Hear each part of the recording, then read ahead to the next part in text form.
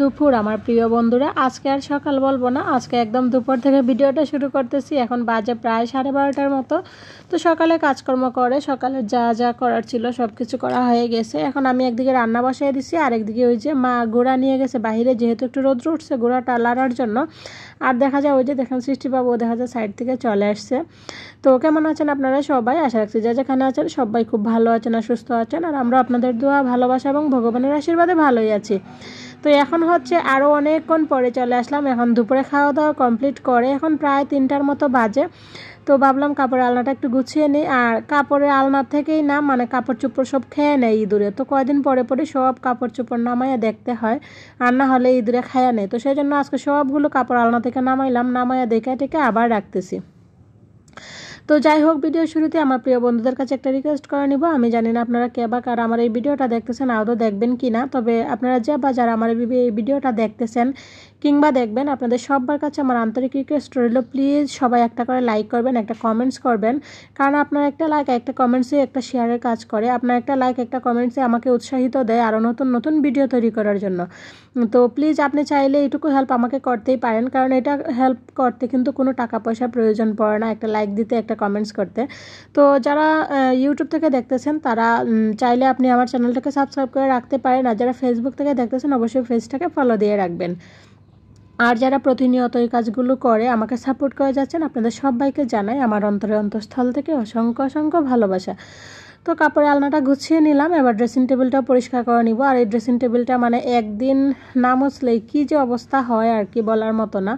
তো এই তো ড্রেসিং টেবিলটা সুন্দর করে মুছে নিচ্ছে। আর এদিকে আমার মেয়ে চলে আসছে, বলতেছে আমি তোমার সাথে কাজ করব, তোমাকে হেল্প করব, মানে অনেক ধরনের কথা বলতেছে। তো ওরা ওই রকমই করে, আমি কিছু করলে কিংবা মা বা ওর বাবু কোনো কিছু করলে ওরা দুই বোন সাথে সাথে যায়। তো এইখানে দাঁড়িয়ে রয়েছে, ওকে নিয়েই আমি এভাবে করতেছি। তারপর বলতেছে দাও আমি এই ক্লিনারটা দিব আর তুমি পরিষ্কার করবা, ওইটা বলতেছে।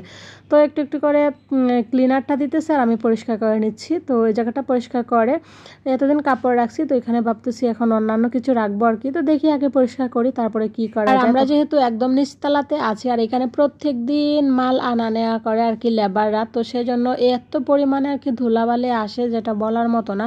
প্রত্যেকটা ফার্নিচারে একদিন না মুছলে পরের দিন আসলে তাকানোর মতো অবস্থা থাকে না।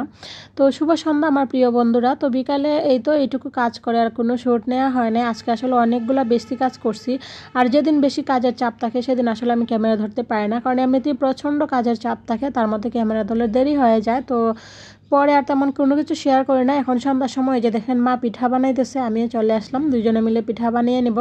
আর এই পিঠাগুলো কিন্তু খাইতে খুব ভালো লাগে, আর এগুলো আসলে স্বাস্থ্যসম্মত, কারণ হচ্ছে এখানে কোনো চিনি লাগে না, তেল লাগে না, পানির মধ্যে দিলেই হয়ে যায় আর কি। তো সেজন্য এই পিঠাগুলো এখন করা হচ্ছে।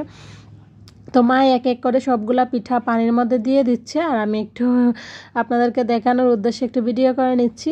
আর এই পিঠাগুলো হয়ে যাওয়ার একটা টিপস আছে, পিঠাগুলো হয়ে গেলে মানে সিদ্ধ হয়ে গেলে উপর থেকে ভেসে উঠে, এই যে দেখেন কি সুন্দর উপর থেকে ভেসে উঠে। যতক্ষণ সিদ্ধ হবে না ততক্ষণ উপর থেকে ভেসে উঠবে না, মানে প্রত্যেকটা পিঠায় আর কি পানির নিচে থাকবে, আর সিদ্ধ হয়ে গেলে এরকম খুব সুন্দর ফুলের মতো একবার ভেসে উঠে।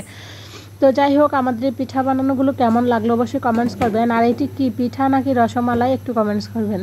তো এটি আসলে হচ্ছে পিঠা, সৃষ্টি একদম ছোট ছোট করে দিছে, তো সেই জন্য দুইটা রেখে দেওয়া হয়েছে। ছোটোগুলা বড়গুলার সাথে দিলে দেখা যাবে যে বেশি সিদ্ধ হয়ে ছোটোগুলা ভেঙে যাবে, তো সেই জন্য ছোটোগুলো একটা ডেকে দেওয়া হয়েছে আর বড়গুলো একটা ডেকে দেওয়া হয়েছে। তো এই তো পিঠা যেহেতু সিদ্ধ হয়ে গেছে, এবার চালনের সাহায্যে পানিটা ফেলে দিব, ফেলে দিয়ে তারপর একটু ঠান্ডা পানি দিয়ে ধুয়ে নিয়ে তারপর একটু পরে খেয়ে নিব। আর দেখেন কত সুন্দর হয়েছে দেখতে পিঠাগুলো, যেরকম সুন্দর হয়েছিল সেরকম ভালো লাগছিল। এই পিঠাগুলো শুটকি ভর্তা কিংবা হচ্ছে সরিষা ভর্তা এগুলো দিয়ে খাইতে কিন্তু ভীষণ ভালো লাগে।